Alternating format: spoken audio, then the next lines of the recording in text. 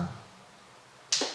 우리가 구조된 후에 안즉 그 섬은 멜리데라 하더라. 비가 오고 날이 차며 원주민들이 우리에게 특별한 동정을 하여 불을 피워 우리를 다 영접하더라. 바울이 나무 한 묶음을 거두어 불에 넣으니 뜨거움으로 말미암아 독사가 나와 그 손을 물고 있는지라. 원주민들이 짐승이 그 손에 매달려 있음을 보고 서로 말하되 진실로 이 사람은 살인한 자로다. 바다에서는 구조를 받았으나 공의가 그를 살지 못하게 함이로다 하더니 바울이 그 짐승을 불에 떨어버림에 조금도 상함이 없더라. 그들이 그가 붙든지 혹은 갑자기 쓰러져 죽을 줄로 기다렸다가 오래 기다려도 그에게 아무 이상이 없음을 보고 돌이켜 생각하여 말하되 그를 신이라 하더라. 이 섬에서 가장 높은 사람 부블리오라 하는 이가 그 근처에 토지가 있는지라. 그가 우리를 영접하여 사흘이나 친절히 머물게 하더니 부블리오의 부친이 열병과 이질에 걸려 누워있거늘 바울이 들어가서 기도하고 그에게 안수하여 낫게 하며 이러므로 섬 가운데 다른 병든 사람들이 와서 고침을 받고 후한 예로 우리를 대접하고 떠날 때에 우리 쓸 것을 배에 실었더라. 아멘. 성도를 지키시는 주님이라는 제목으로 우리 같이 말씀을 나누겠습니다. 우리의 삶에는 주님의 보호와 인도가 있어야 합니다. 삶이 평안한 것 같아도 언제 우리에게 두려울 만한 두려운 위협이 될 만한 일들이 생길지 알지 못하기 때문입니다. 이번 코로나 사태로 꽤 어수선했는데 오늘 이 코로나의 질병이 다 사라지기도 전에 오늘 뉴스를 보니까 또 새로운 감염증이 발병했다고 나온 것을 보았습니다. 이 청소년 아동 대상으로 이 다기관 염증 증후군이라는 것이 새로 생겼다고 그래요. 주로 이제 19살 미만의 이런 어린 나이 때 발병하는데 4월 달에 이제 유럽에서 처음 보고되고 또 미국과 유럽을 중심으로 이제 잇따라서 확인되고 있다고 합니다. 또 우리나라에도 2명의 의심 환자가 나왔다고 하는 것을 뉴스에서 보았습니다. 이제 또 아이를 가지신 또 어린 청소년들을 자녀로 두신 우리 성도님들께서는 조금 더 마음이 쓰이고 아마 두려울 줄로 믿습니다. 인생은 산 넘어 산입니다. 어려운 일이 지나가면 또 이렇게 새로운 어려움이 다가옵니다. 이 바울도 마찬가지였어요. 바울도 이제 풍랑으로 며칠 동안 애쓰고 고생하다가 겨우 이제 섬에 상륙했어요. 죽을 고비를 넘기면서 섬에 상륙을 했는데 이제 풍랑이 지나고 춥고 지친 몸을 녹이려고 이 원주민들이 불을 피워줬단 말이죠. 근데 이 불 가까이 갔더니 또 바울의 손을 독사가 물어버리고 또 다른 위협이 바울을 기다리고 있었다는 것입니다. 바울이 하나님의 종이었지만 세상 사람들처럼 우린 모두 다 어려운 일 가운데 또 어려운 일을 만나기도 하고 산 넘어 산인 것 같은 그런 인생을 살아가기도 한다는 것입니다. 그런데 중요한 것은요, 그것이 다른 이들에게 생긴 그런 어려움이었다면 분명히 생사를 오가고 굉장히 아프고 죽을 고비를 넘기는 그런 어려움이 되었겠지만 바울에게는 그냥 아무렇지도 않게 지나가는 일이 되었다는 것입니다. 놀랍지 않습니까? 다른 이들이었다면 죽을 수도 있었던 일인데 바울 역시 다른 이들과 마찬가지로 산 넘어 산, 어려움 뒤에 어려움을 만났지만 똑같은 어려움이라 할지라도 바울에게는 그냥 아무렇지도 않은 일을처럼 되었다는 것입니다. 왜입니까? 우리 주님께서 지키셨기 때문입니다. 마가복음 16장 17절부터 18절에 보면 이렇게 이야기합니다. 믿는 자들에게는 이런 표적이 따르리니 곧 그들이 내 이름으로 귀신을 쫓아내며 새 방언을 말하며 뱀을 집어 올리며 무슨 독을 마실지라도 해를 받지 아니하며 병든 사람에게 손을 얹은즉 나으리라 하시더라. 그러니까 우리는 모두 같이 세상 사람들과 같이 두렵고 힘든 인생을 살아갑니다. 그런데 우리와 그들과 다른 것이 있다면 우리는 주께서 함께 하신다는 것입니다. 주님께서 도우시기 때문에 우리는 어려운 일도 쉽게 지나갈 수 있다는 것입니다. 오늘 이 주님의 도우심을 믿고 간구하시고 또 이 도우심을 경험하고 체험하시는 놀라운 은혜가 우리 성도님들 가운데 넘치시기를 간절히 소망합니다. 그러면 주님께서 함께 하셔서 오늘 바울을 어떻게 도우셨습니까? 첫 번째로 우리 주님께서는 위험에서 우리를 지키시는 분입니다. 이런 일을 만나면, 뱀에 물리는 일을 만나면 아마 많은 사람들이 호들갑스럽게 두려워할 수도 있겠습니다. 우리도 마찬가지로 우리도 그런 일을 만난다면, 뱀에 물린다면 동요하지 않겠습니까? 난리가 날 것 같습니다.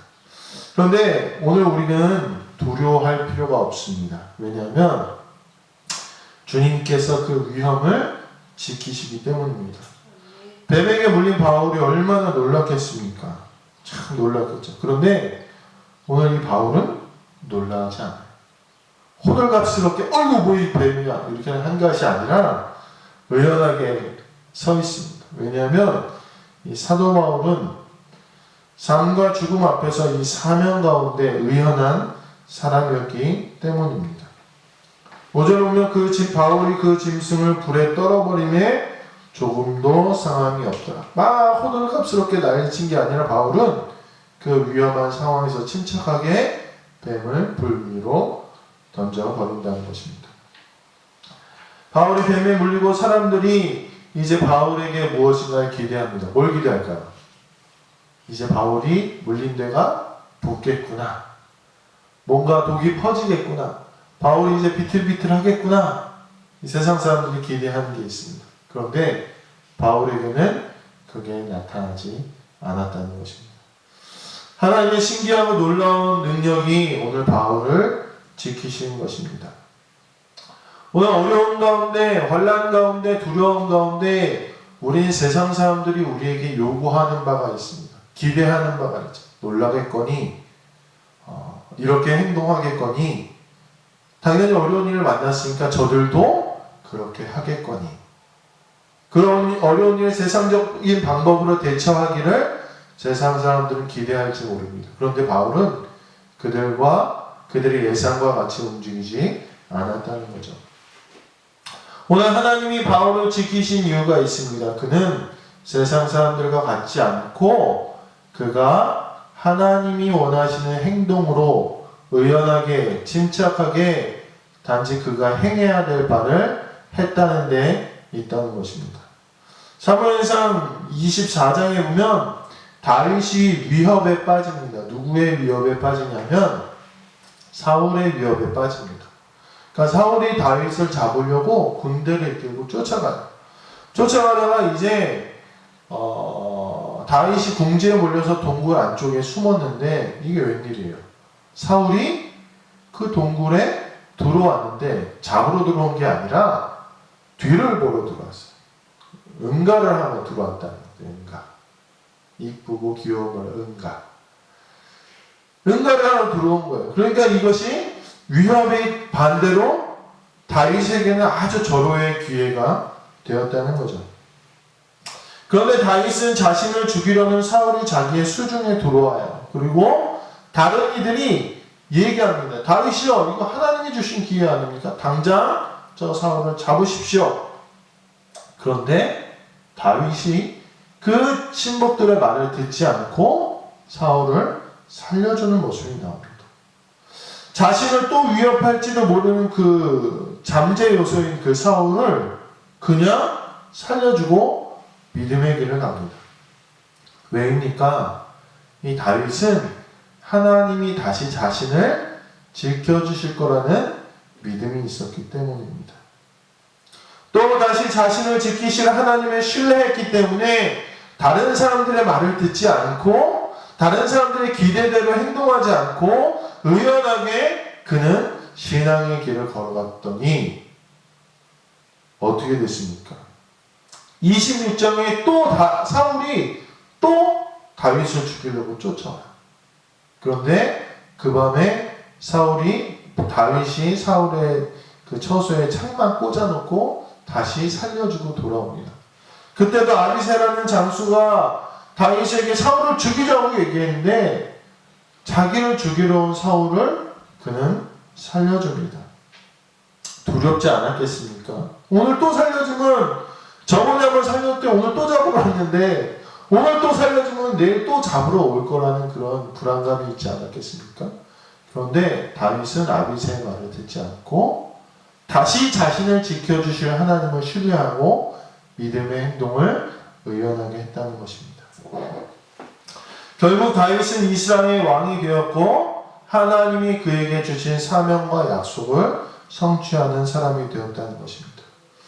오늘 하나님께서 바울을 왜 지키셨겠습니까? 그가 위협을 만나더라도 그가 생가사에 의연하게 하나님의 사명을 이루려는 삶을 살았기 때문에 하나님이 그를 지키신 거예요. 하나님을 지키시는 사람은 즉 어려운 일을 만나도 세상 사람들이 기대하는 좌절과 실패의 길을 가지 않습니다. 또한 세상 사람들이 사는 방식으로 어려움을 모면하지 않습니다. 왜냐하면 그들에게는 여전히 지키시고 여전히 인도하실 하나님에 대한 믿음이 있었기 때문입니다. 그러므로 우리는 주께서 지키신다는 믿음이 먼저 있고 그 가운데 의연하게 믿음의 성도의 길을 걸어갈 때 하나님은 그 약속을 잊지 않으시고 우리를 지키신다는 사실을 오늘 말씀을 통해서 우리는 깨달아야 된다는 것입니다. 즉 하나님이 바울을 지키신 이유는 그가 생과 사를 뛰어넘어 그를 여전히 붙잡으시는 하나님을 온전히 신뢰하고 믿음의 길을 갔기 때문이라는 것입니다. 두 번째, 오늘 바울의 일 가운데 하나님이 그를 지키시고 인도하신 것은 능력을 주셨다는 데 있습니다. 능력을 주셨습니다. 오늘 하나님은 바울에게 능력을 주셔서 그와 동행하셨다는 것입니다.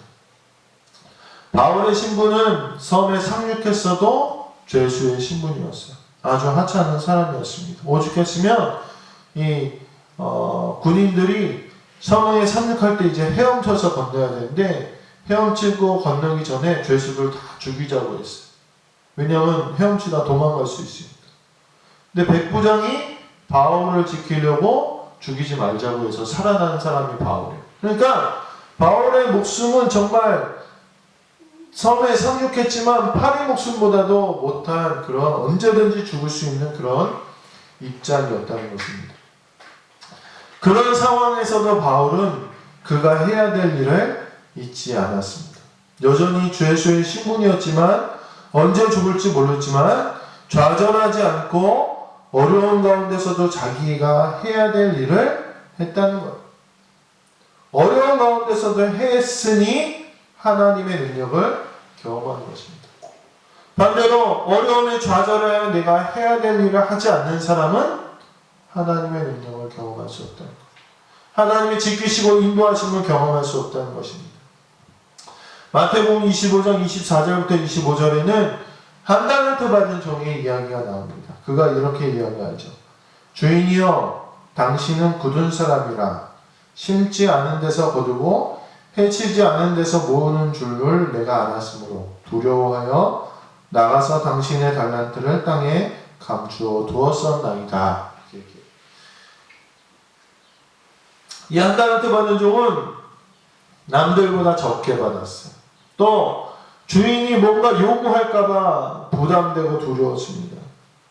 자신의 환경이 다른 이들보다 좋지 않았어요. 그러니까 아무것도 하지 않은 채 정말 가만히 그 주인에게 다시 주인의 것을 돌려줬다는 것입니다. 즉 이 종이 게으른 이유는요, 어려우니까 남들보다 상황이 좋지 않으니까 실패할까봐 이런 좌절감 때문에 결국은 아무것도 하지 못했다는 거예요. 오늘 하나님께서 왜 바울을 지키시고 왜 바울을 도우십니까? 그것은 바울이 죄수의 신분에서도 자기에게 주신 하나님의 사명을 최선을 다해서 감당하려고 했기 때문이라는 것입니다. 어려운 상황에서도 바울이 자신이 할 수 있는 일을 했더니 더 많은 능력을 행하게 된다는 거예요. 이 섬사람들이 바울을 어떻게 생각했다고요?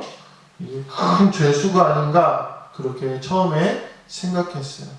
그런데 그가 보볼리오 추장의 아버지를 고치고 나니 9절을 보니까 이렇게 얘기합니다. 이러므로 섬 가운데 다른 병든 사람들이 와서 고침을 받고 그가 그의 열악한 환경에서도 최선을 다해서 다시 한번 사명을 잊지 않고 기도하고 병든 자를 고쳤더니 더욱더 하나님은 많은 병든 자를 고칠 수 있는 여건을 만들어 주신다는 것입니다. 그리고 그 능력을 누가 주십니까? 하나님이 주셨다는 거예요. 즉 바울이 어려운 상황에서도 사명을 가려고 하면 하나님이 그에 필요한 능력을 주신다는 것입니다. 매 순간 사명자로 살기 때문에 그로 인하여 사명 가운데 더 풍성한 하나님의 은혜를 맛보게 되는 것입니다. 하나님이 바울을 지키시고 그에게 능력을 주신 이유는 그가 열악한 환경에서도 최선을 다해 사명을 살았다는 것을 잊지 마시게 되기를 간절히 소망합니다. 마지막으로 오늘 바울에게 하나님이 주신 은혜는 세상 가운데서 그를 높이셨다는 데 있습니다. 즉 하나님께서는 주님께서는 우리를 세상 가운데로 높여지도록 인도하신다는 것입니다. 그럼 왜 그렇게 우리와 함께 동행하시고 우리를 높여주시겠습니까? 어떤 가정에 어린이날을 맞아서 이제 아버지가 자녀들에게 선물을 주려고 했대요. 가장 착한 자녀에게 이제 큰 선물을 주려고 자녀를 시험해 보기로 했습니다. 그래서 아버지가 마당 한가운데 물이 가득 담긴 물동이를 두었어요. 근데 그 물동이가 딱 걸어다니는 그 길목에 있어서 불편하게 놔뒀어요. 마당 한가운데 이 물동이가 있으니까 가족들이 지나다니면서 불편한 거예요. 그런데 불편하다고 하면서도 누구 하나 그 물동이를 치우는 사람이 없었다는 거예요. 첫째가 아니 이 물동이를 누가 여기다 넣었어? 아이 넘어질 뻔했잖아.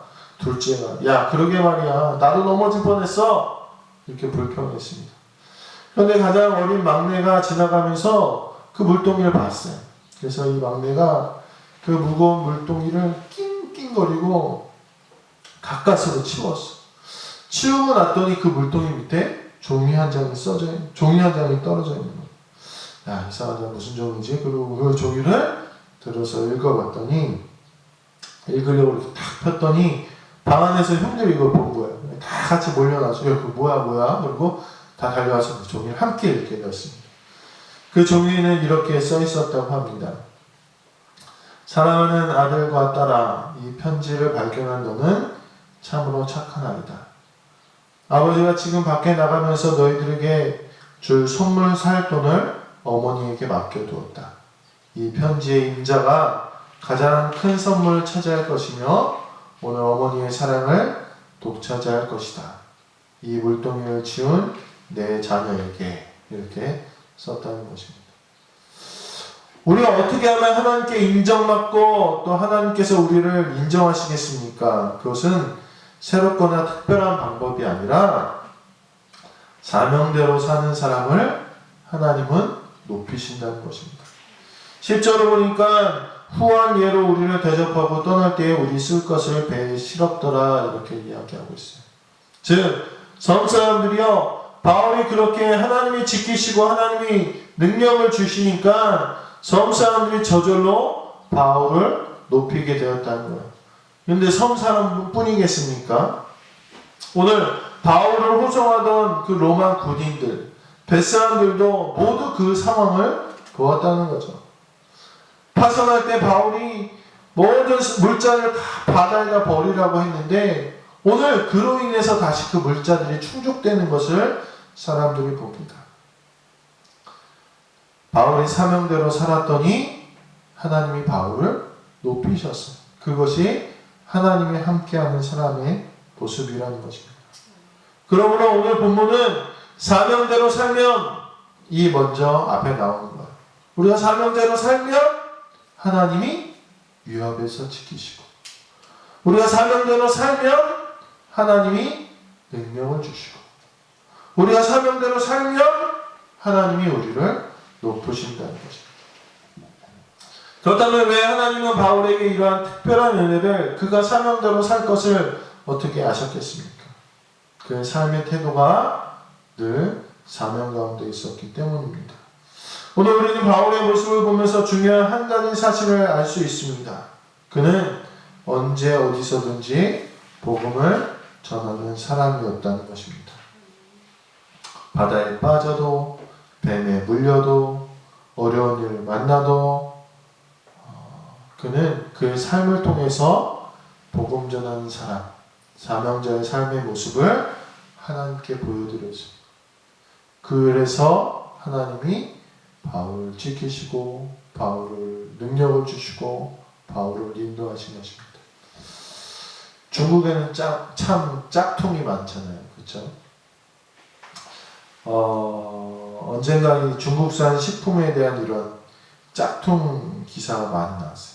네, 그 기사 중에 한 기사 중에 중국이 베이징시의 한 노점에서 골판지 아시죠? 골판지 종이, 박스 종이 이걸로 이제 속을 채운 만두가 적발되었다 그래요. 그래서 큰 파문이 일어났습니다.